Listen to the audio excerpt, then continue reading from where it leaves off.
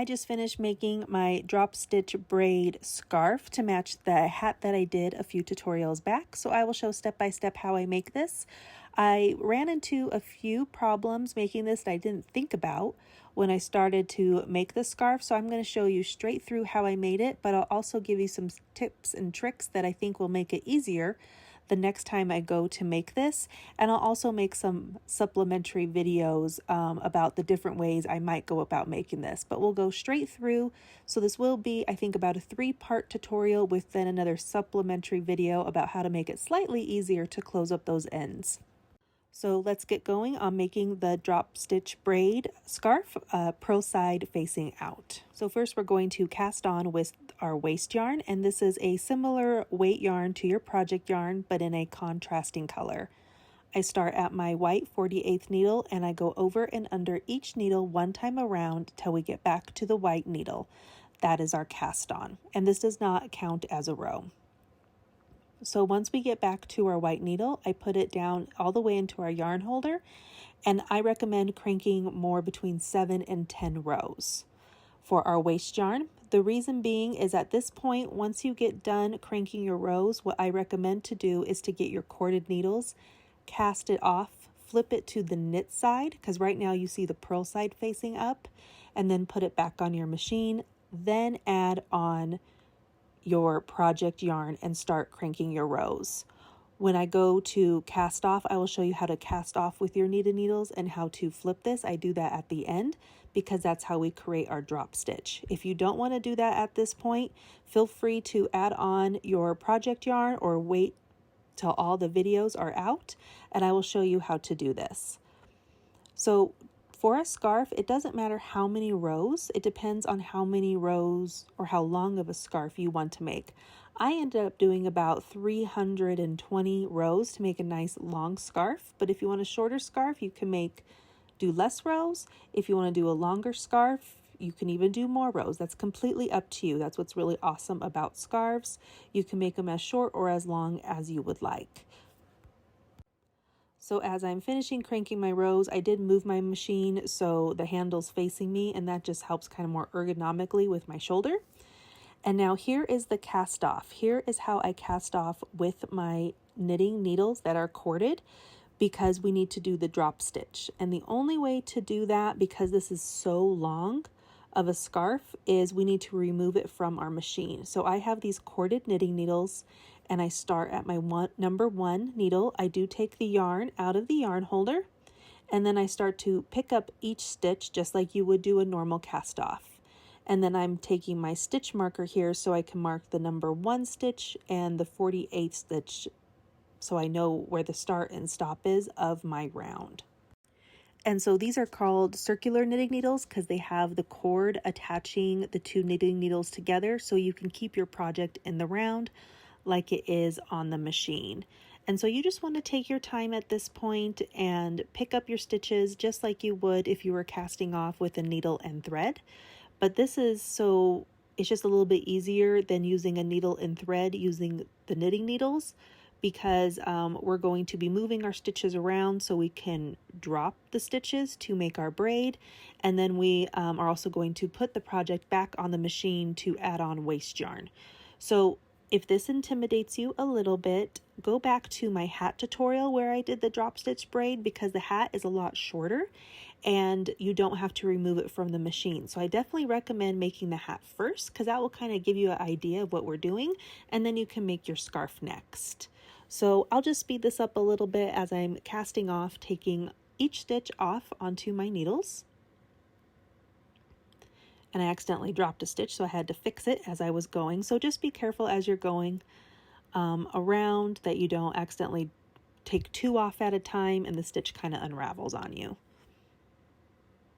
And then at the end, when I got back to my number 1 needle, I also marked that with a stitch marker, so I knew where my stop and starting point of my round was. Next, since this was a very long scarf, I had to use 2 skeins of yarn. It was about 2.5 skeins of yarn. So I knotted where I had to add on each skein to the project and secured them into place. Okay, now we're going to do our drop stitch. So remember, the orange needle was my number 1 stitch. and I'm going to drop my first and second stitch to make my drop stitch braid. So you're going to remove those 2 stitches off of your knitting needles. And so this just takes some time kind of finagling it through the needles, but it's a lot easier than just using yarn. So now that we've dropped them, I dropped my number 1 and now my number 2. I'm going to take him off of the needle. And then for now, I'm just going to remove this stitch marker and I'll put it back on when we're done. But this is how we're able to drop just 2 stitches and leave everything else secure because of these circular knitting needles. So now we're just going to pull and those stitches are going to drop. And so you can pull it, or sometimes it might work to use a loom pick or your crochet hook to pick these out. But we're just doing the number 1 and the number 2 stitch that corresponds to the number 1 and number 2 needle on your machine. And so we just pick these out, and you want to pick both stitches out all the way down to almost to the end of where your waist yarn is. And I will show that. And it just takes a moment. You can kind of stretch these out.